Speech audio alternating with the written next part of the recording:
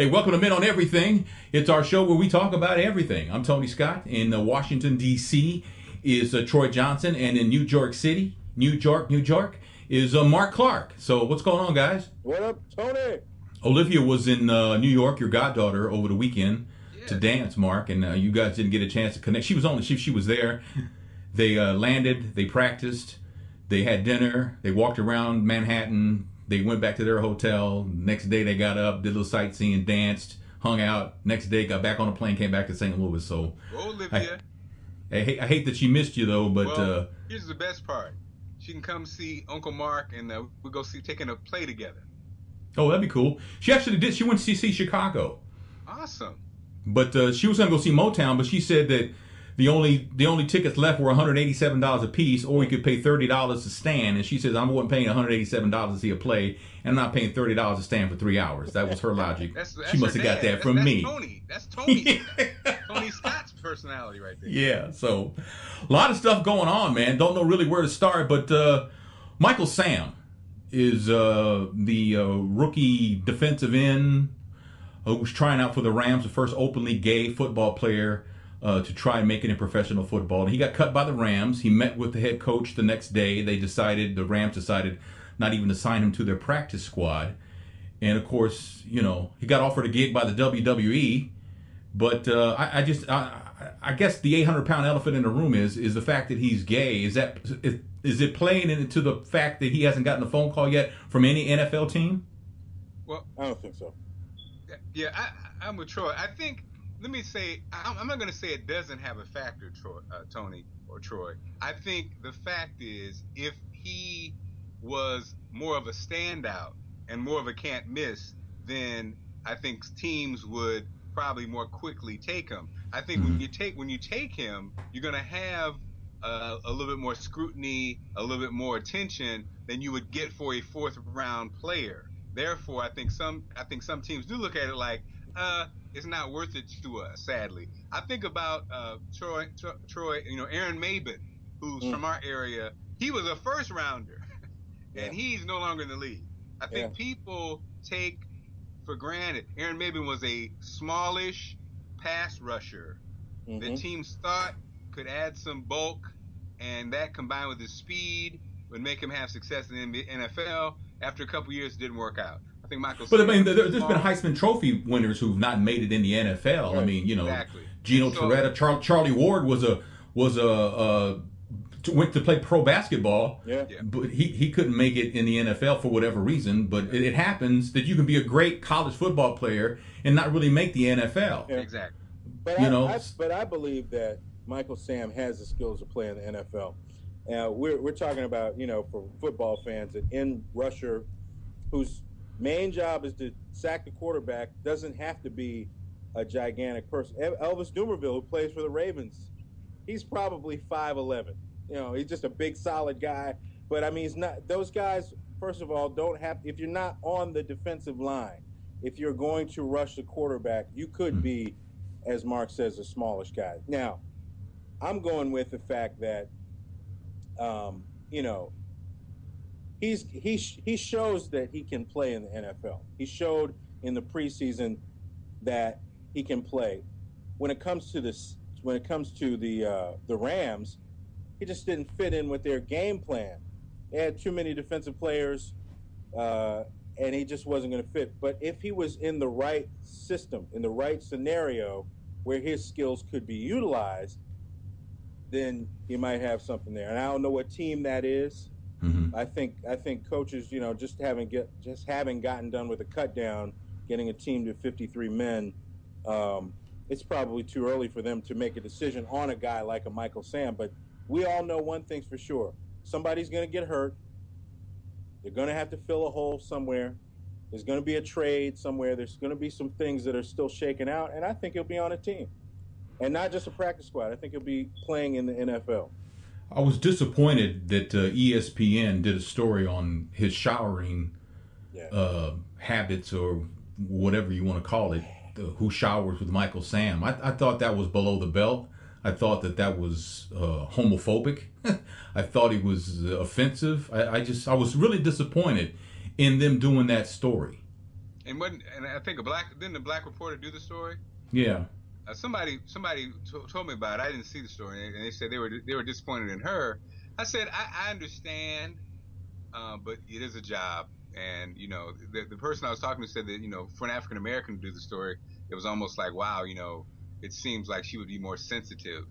I didn't see the story, but interesting. Were they trying to do the elephant in the room question, and it just is unnecessary? I mean, it doesn't matter. But I mean, when do we ever do a story on pro athletes in the shower? Right, we never do right. that. I mean, I'm trying to understand, what were they thinking? Yeah. Well, I mean, she did the story, but even besides that aside, somebody has to approve it to get it on the air. Well, I think the problem with these companies, if you're trying to tackle, I think a gay man showering is something that does pop up. It does pop up in, I think, a lot of people's mind. Well, how, it's like like the whole woman in the locker room thing. Well, what do you do if they got to take a shower, right? Now, that's a super sensitive, delicate, like you say, what you trying to say? Like you would have to be a special person to navigate that story and tell it in a way that does not only offend and piss people off, but then, like you say, justifies the story. Though it's something that people think about all the time. But they have a vehicle to do that. I just don't think these companies are equipped, these newsrooms, these assignment editors, these reporters are equipped with the sensibility to do that. I think that they could have, again, tried to tackle that story, if that's in fact what they wanted to do, by going through outside the lines. Yeah. I think that's a much better format than in the middle of Sports Center trying to wrap the story.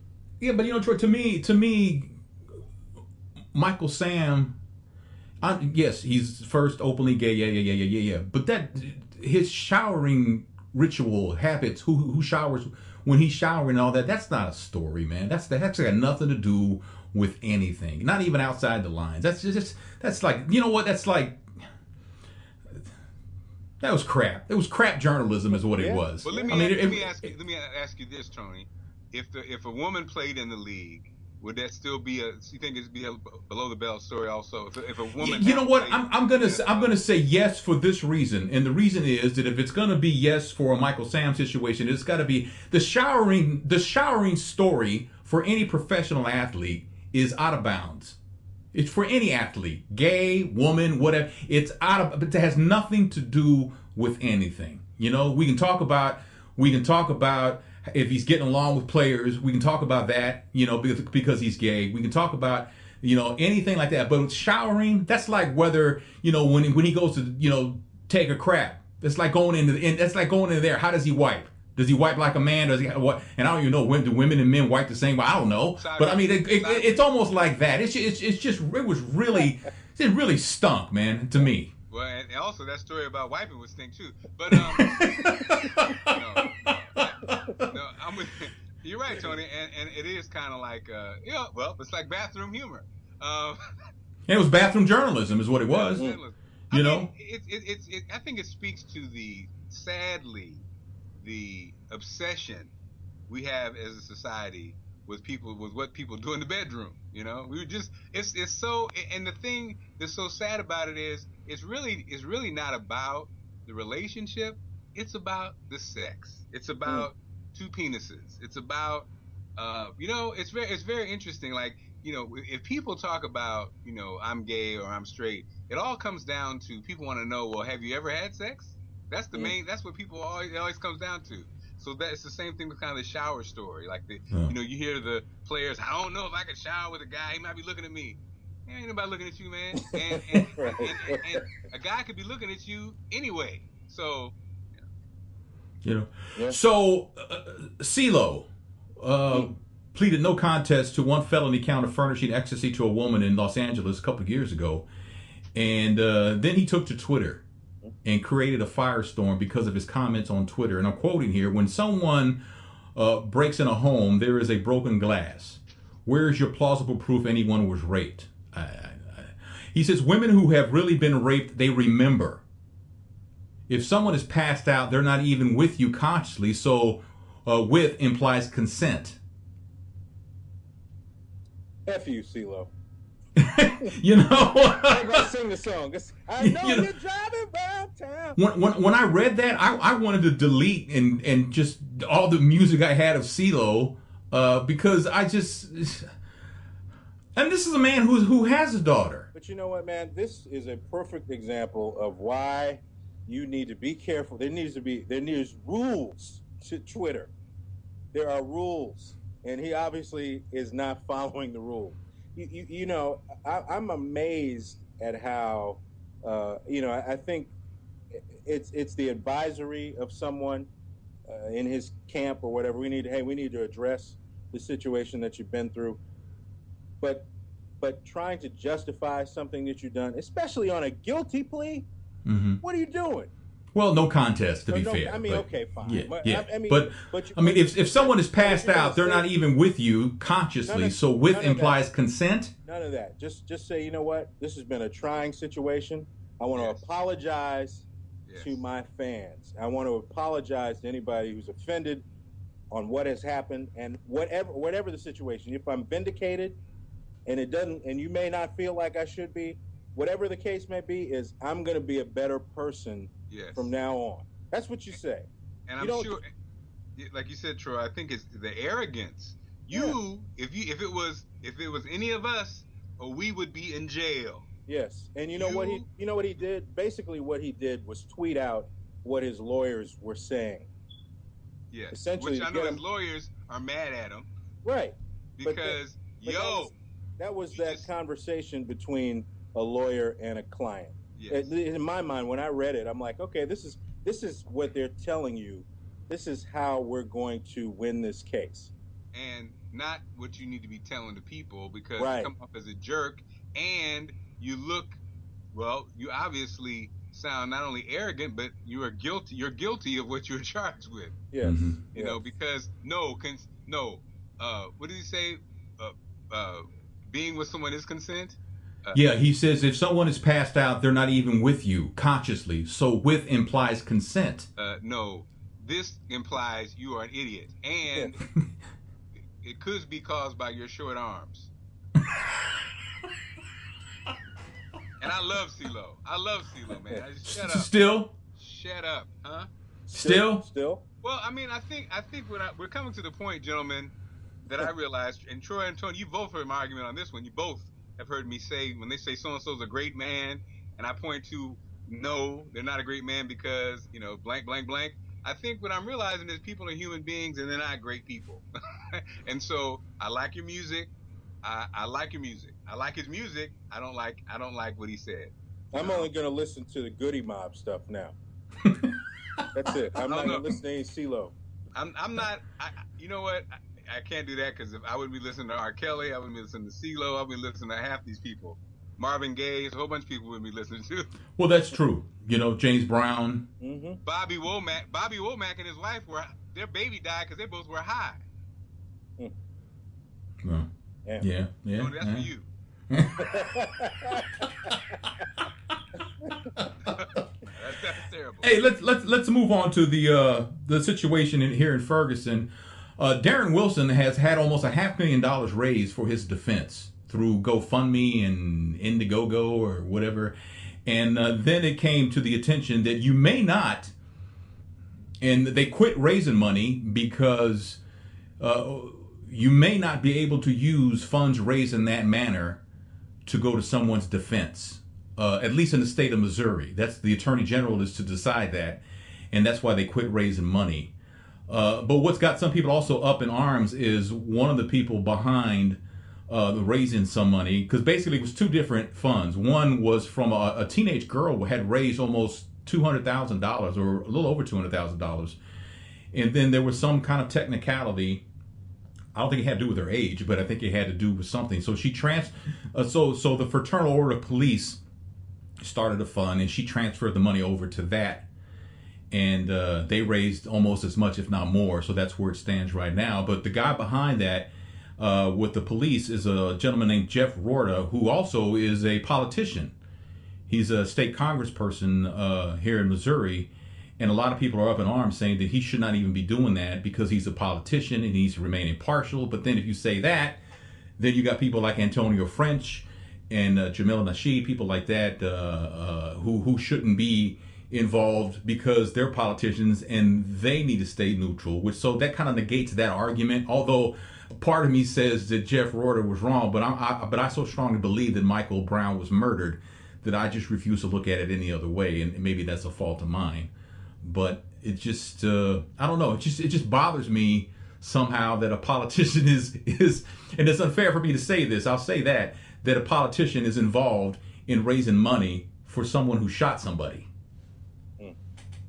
I think I agree, Tony. It seems to be convoluted, but you present an interesting point. On the other hand, if it wasn't for politicians speaking out like Antonio French and others in the area, then maybe we wouldn't know about what was actually going on in Ferguson. So they're a representative of the people. They obviously represent people who want to see some changes in Ferguson. And this guy represents people that believe that this police officer should be able to defend himself in court. So to me, it's a wash. I think it's interesting, though, that and we kind of glanced over this last time we talked, that people are raising money for this police officer, but there's been no outward fundraising for the city of Ferguson or the people there, or even Michael Brown's family. Well, there's been money raised, but it's a completely different kind of thing. I haven't seen Michael Brown's parents ask for any money, and I'm generalizing. I'm not there. I'm just kind of juxtaposing the two situations. You have a movement of people who want a change in a specific place, and they're mobilizing. They're putting boots on the ground and they're protesting, and I would imagine that there is some fundraising in that way. But for this police officer, it's all about the money. Well, but if you look at it, I mean, the police officer is going to need money if he's charged. Right. But all right, he's going to need money. But the Brown family, they have their advocate in court is going to be the prosecutor, who is not who's paid by the taxpayers. Right. So I don't know if the Brown family would need money. I'm just thinking. I was thinking about it in the sense, and I'm not. I'm just kind of putting a thought out there.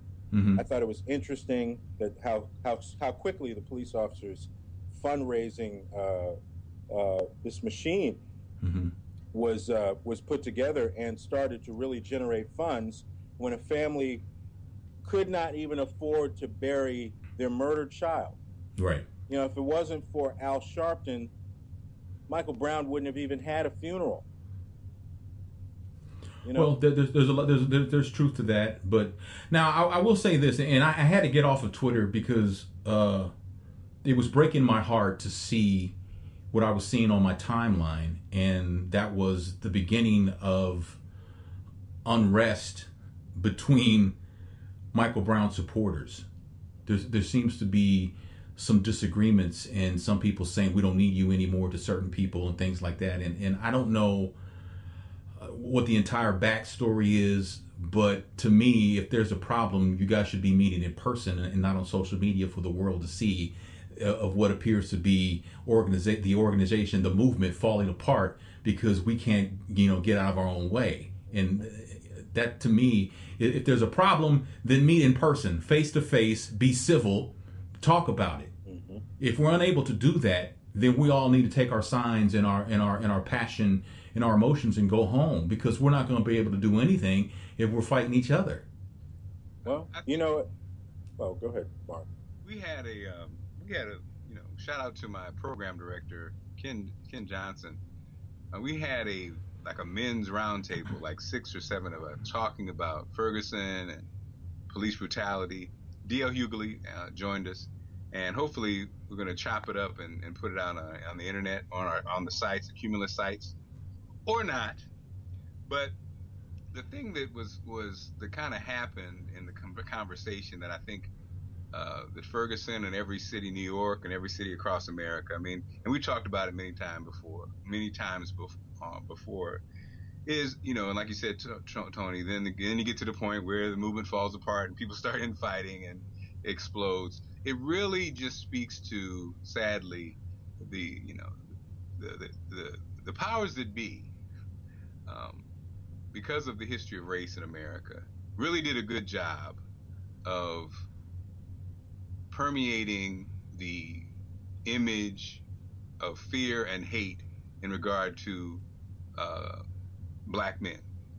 And I think, we hate, Dio had a good point. He said, we hate ourselves, we hate each other, the cops hate us, the whole world hates black men. And what happens is, because we have never dealt with that, Troy Johnson and the psychosis of it, because we have it's this loop. We know what's going to happen. Nothing, it's just this loop that just keeps tearing. We just tear each other down. So now, like you said, Tony, we're at the point of the circle where we start destroying each other. Then the trial is going to happen, and that's going to be a mess. And then when it's all said and done, we're going to ask ourselves, how in the hell can we stop all of this? How can we get a handle on this? When will it stop? When will it end? And the thing about the conversation that was frustrating was, just like, when we have these conversations, is after you talk for an hour or a half hour, hour and a half, you don't ever feel like you've moved towards an answer. It almost feels like, until we're healed, until a white cop is not so frightened that he has to empty a clip in somebody, but didn't call back up, until black people can't just love each other and not, stop tossing accusations or credibility, tearing down people's credibility, like you said, Tony, in public, can't do it in a meeting form. What will ever happen? And I don't know. It's just very, like you said, Tony, it's very heartbreaking. It's very heartbreaking to see it, because it happens. It's circular. It happens everywhere you look. It happens in every organization, in every city. It's very frustrating.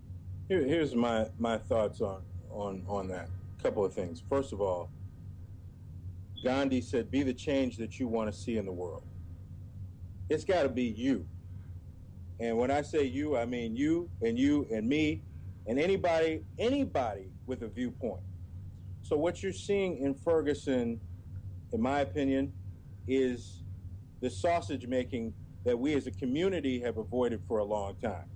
Not everybody's going to come to that table or to Twitter with the same viewpoint, the same experience with police. We might want to see changes in the Ferguson Police Department, but maybe I got bashed in the head by a cop, and I'm obviously much more passionate than somebody who just wants to see justice happen. So we're all coming from a different paradigm and different experiences, but we still have to be at the table and have the conversation. And I think what gets difficult for us, and Mark has heard this a gabillion times from me, is it gets hard when you actually have to figure out, you ever been around a table full of people and the first decision is who's going to take notes? Nobody wants to take notes. That's true. We can't even decide that. If we can't decide who's going to take notes, how are we going to have a meeting? Right. So because if you have to take notes, then that means you're putting something on paper, and now we're making something happen. And that's as far as people want to go. They want to say their piece. They want to get on Twitter, fire off a Scud missile, and be out. On to the next thing. Right. And that's a society. True. That's a society that we live in now. Nobody wants to sit down. Okay, you just let off your bomb. Now what? What are you going to do? Because Michael Brown's not coming back. People that live down the street and saw that are still in that apartment complex and still traumatized, still have to deal with the police department, and not just Ferguson. Ferguson could be any town in America. We all know that as well. Mm-hmm. So I think in those moments, Mark, that you kind of expressed that frustration when people actually have to do some hard work. I think about John Lewis, Congressman John Lewis, who still talks about and puts in context the experiences that he had to go through. He was on those bus boycotts. He was beaten by police officers, but he's still in Congress as a direct example of what happens if you have a movement and you move it all the way through. It's been in Congress ever since the quote unquote end of the civil rights movement.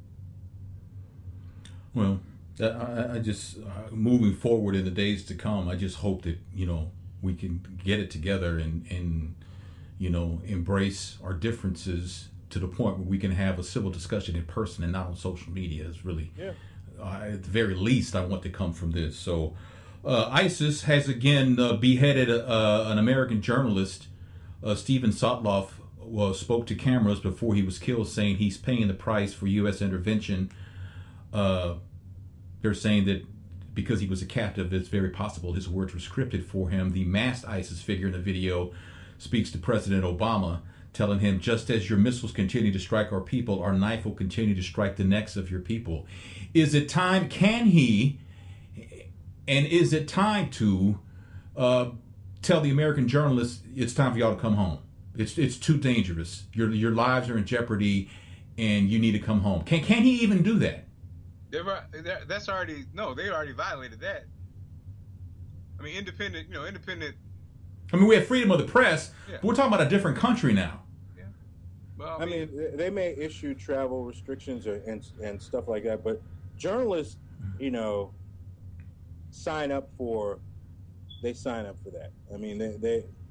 But we've never had any organization like ISIS. ISIS makes Al Qaeda look like a AA baseball team.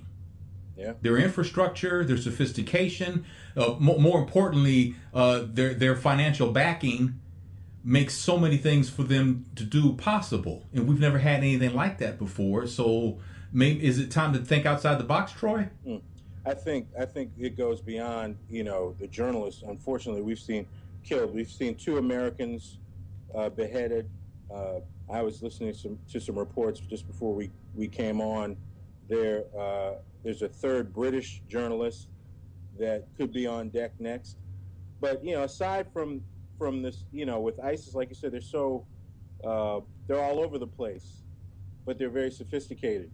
So they killed 2 American journalists, and they're holding several others, maybe including an American woman that they haven't shown. But there are several American hostages that are purported to be held by ISIS. At the same time, they beheaded a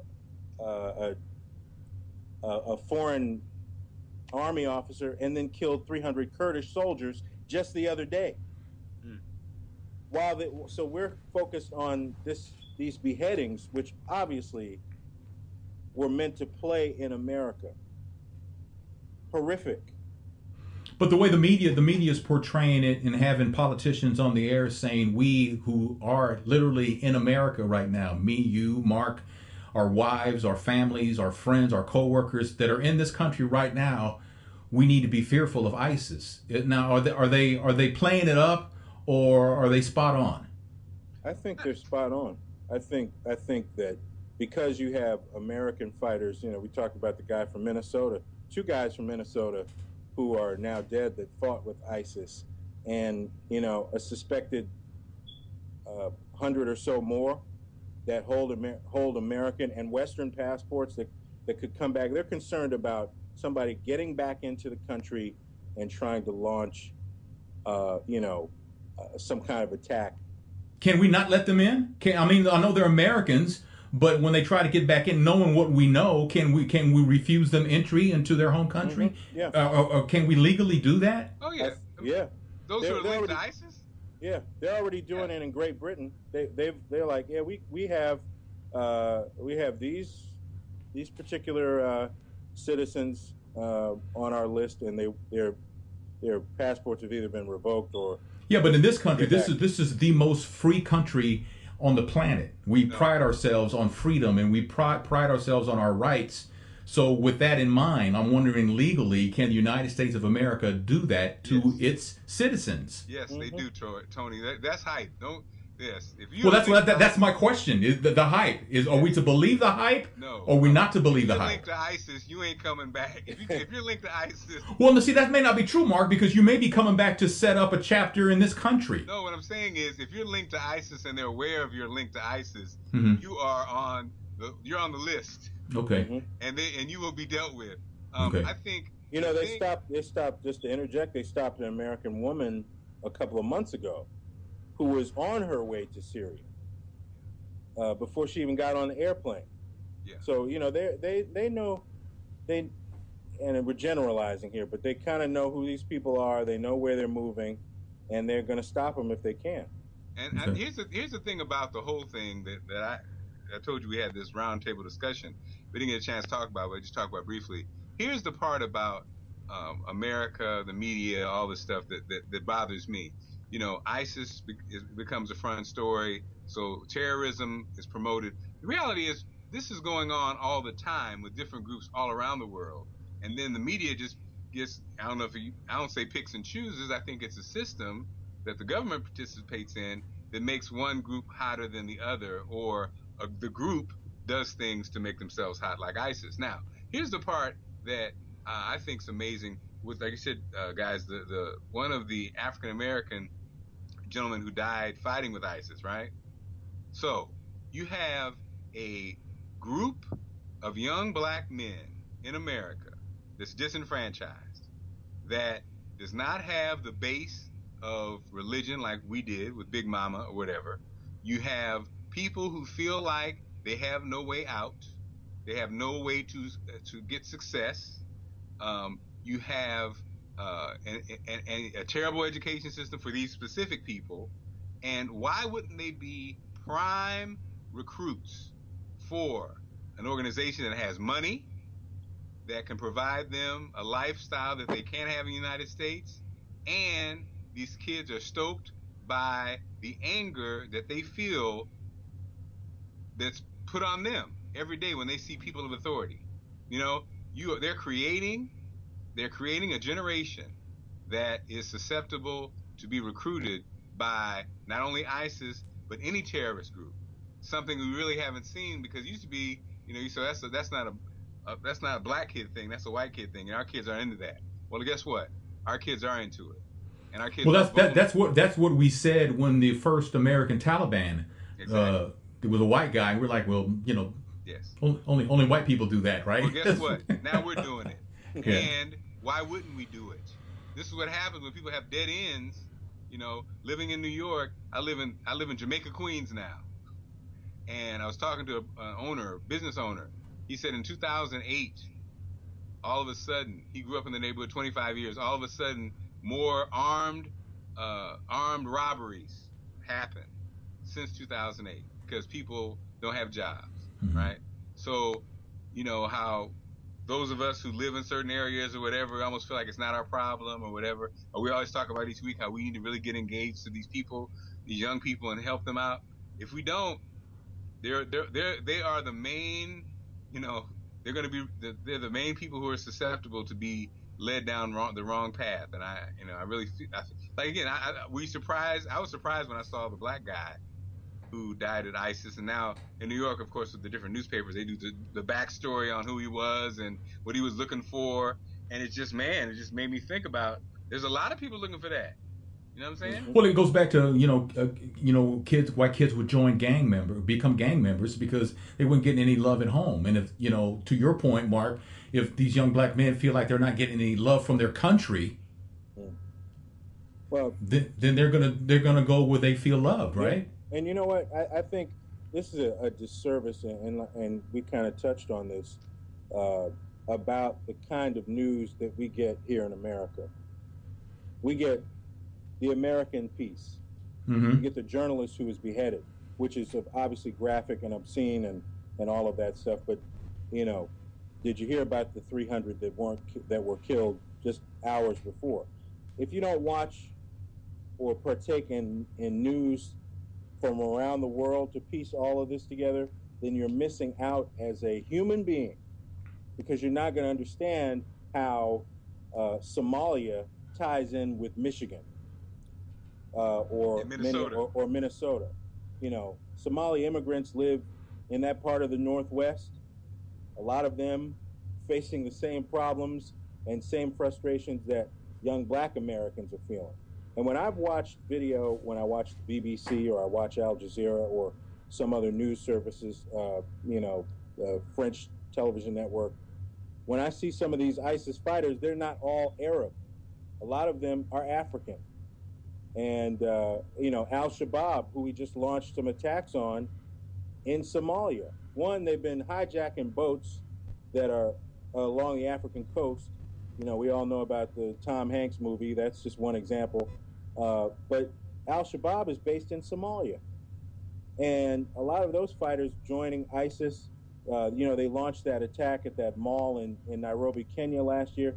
This attack was apparently they're trying to get the leader who was responsible for that attack on that upscale mall in Nairobi last year. So all of these things are tying together, but if you only look at the American viewpoint, then you miss out on the broader story. And to what Mark is saying, if you think kids are frustrated and feel left out and ostracized in America, in the United States, where they have a roof over their head, some air conditioning, and a video game in front of them, just imagine some kid from the slums of Somalia who hasn't eaten in 3 weeks, and somebody hands him an AK-47. What do you think he's going to do? Well, I think, though, like, at least in our country, a lot of us, I don't know how many, I don't know if it's half or whatever, but a lot of us seem to be more interested in, Stevie J and Jocelyn and Nene Leakes and things like that than we are in ISIS. A lot of people think ISIS is a name of a person. I mean, there was someone on social media last week I was reading. I was so disappointed because they wanted to know how many municipalities were in the city of St. Louis. And they said, how many are in the city? And they meant the city. They didn't mean the county. They meant the city. And it's like, there are no municipalities in the city of St. Louis. There are neighborhoods, but there's but you have to know these things. I remember when school would be called off here in St. Louis because of snow, and I'd say, Mark, we worked together. You remember these calls? They didn't know what district their kids were in. Calm down, Troy. And it's like, down, Troy. it's like I don't know if we're ever going to reach those people, and it's not limited to people of color. I think that's a statement that I feel fairly confident saying that we can just lay at the feet of young people in general, and not even really young people, just people in general who just choose to make that their world, and they could care less about anything else. Absolutely. I mean, Tony, you're like in my bailiwick right now. This has always been something that just I'm pained by. And Mark and I used to play, I can't remember the game we played on the air, where we would ask people, what's the capital of Maryland? And they would say Baltimore. And I would be like, yeah, come on, man. But then we'd ask him, what's the last Jay-Z album? And they'd say the Black Album, and they'd be right. It's like, we were playing a contest, but I looked at it as a social commentary. And some people picked up on the fact that, what do you know? Mm-hmm. And of what you know, should you really just know that? Shouldn't you know something else? And it was, I think it was our kind of way of addressing that without actually getting on the bully pulpit all the time. Like, this don't make no damn sense. Everybody knows you should know this. Yeah, but does it go back to, and I'll just say this for people of color, does it go back to being so disenfranchised that you just don't even care? Yeah. People are, and I've had this kind of, as somebody who works for a news radio station, and also at WHUR, is in the news department, but I'm also on the air. We're not just, I don't go in and work 2.5 hours to write a newscast and host the Daily Drum for it to be just for fun. We're trying to disseminate important information to people. It's it's like and I've talked to people who are like, the news is so depressing, and that. Well, it's what is actually going on in this world, and you don't have to just be locked into the 6 o'clock news. Read a newspaper, read a But do we? magazine. You don't? That's not your only source. You don't have to just sit there in front of the television and Yeah. wait for Brian Williams to say something to you every night. But do we You get your own news. Do we need to make the effort though to find a way to grab the attention of these people, these younger people? I keep saying younger, but it's not just younger people. But do we need to find a way? I mean, even going back to the situation here with Ferguson and stuff, I said all along that this movement is coming from young people. So these young people who need to have a seat at the table.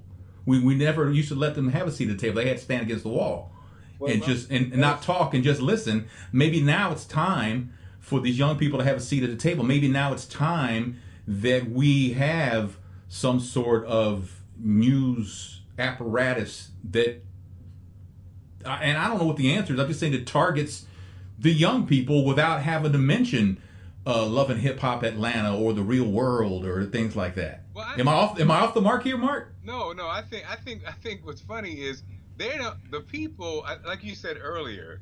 I think we're really dealing with the people, the disenfranchised people who aren't on anything, versus those who are. Mm-hmm. The people who are on it, the young people who are on it, the blessing of the generation is they got their own. They do it. They're doing it on Twitter. They're doing it on social media. They're doing it on their own blogs. They're doing it on their own list of things that they follow that are informative, and they're, if it's Black Twitter, if it's the different organizations that platforms that they follow that they are involved in. But then you have a lot of kids who are not involved at all. So I think it is kind of like turned into the haves and have-nots. You know what I mean? I think from entrepreneurship to politics to social media to grassroots media, the good news is there are organizations and there are young people engaged at a high level. Now the bad news is there's some people who don't even know how to log on a computer, and I think they are getting lost. And sadly, a lot of them are the ones who have the foot on the boot on their neck. On the flip side, on Facebook, I'm sure you guys have seen them, young people being stopped by cops, treated wrong, but it's captured on their camera and it's all over social media. It turns into, a trending, viral video, mm-hmm. because they have the smarts to be like, all right, and they capture it. So I think the haves and the have-not conversation, and I don't know, I think we are at a point where some people ain't gonna get it. Some people don't get it. Are we wasting our time dealing with those people? Mm-hmm. Do we just go for the young people who are getting it and move forward? I think that's also where we are. Like, some people, look, I ain't got time to show you how to go www. But see, that's where we're going wrong. Like, for example, like I do interviews with book authors, people who wrote books, and I'll do these interviews with them, and a lot of them don't know. They've heard of Skype, they don't have a Skype username, and they don't know really how to use it. And I take it upon myself to be as patient as I can, because, like you said earlier, not everybody knows how to log on. Not everybody knows how to do certain things on a computer or to do things. So, and they feel embarrassed, and I tell them, don't be embarrassed. This is something. And I encourage people who write books that they savvy themselves with platforms like Skype, because this is going to help you get your book out there. You may be able to do an interview on WHUR, on the Daily Drum, but you can't go to DC to do it. But here's another platform to do it, and you need to learn. I'm not saying you need to master it. Tony, I'm just saying you need to know how to do it. God bless you, Tony. But here's the deal. Okay, damn it. Gonna keep it 100, man. If you write a book, you need to be on top of it, and Tony Scott will show you how to be on top of it for the low price of $9.99. Okay?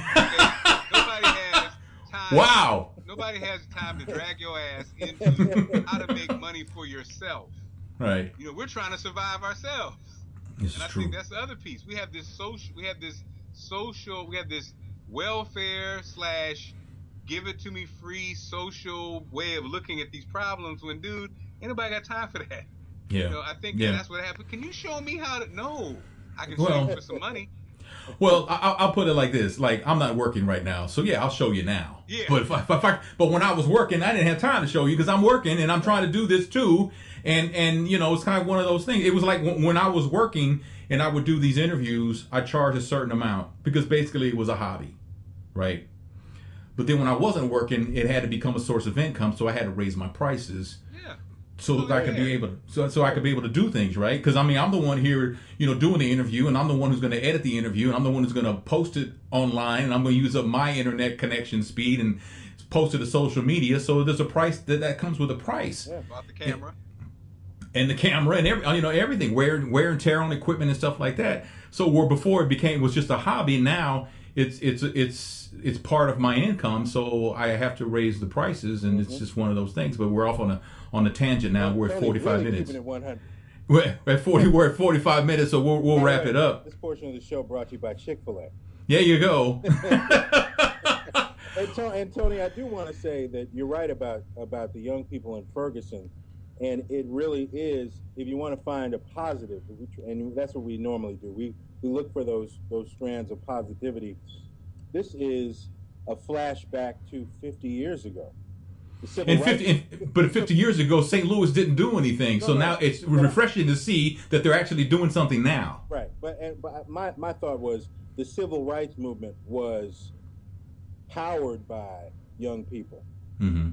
You know, it was teenagers. It was kids that were in middle school and high school that were going to jail, that were in those marches, that were getting hosed down. And college students were most times the organizers that were working under Dr. King and working under others.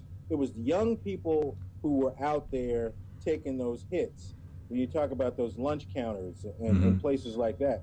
So here we are again, where young people are going to drive this conversation.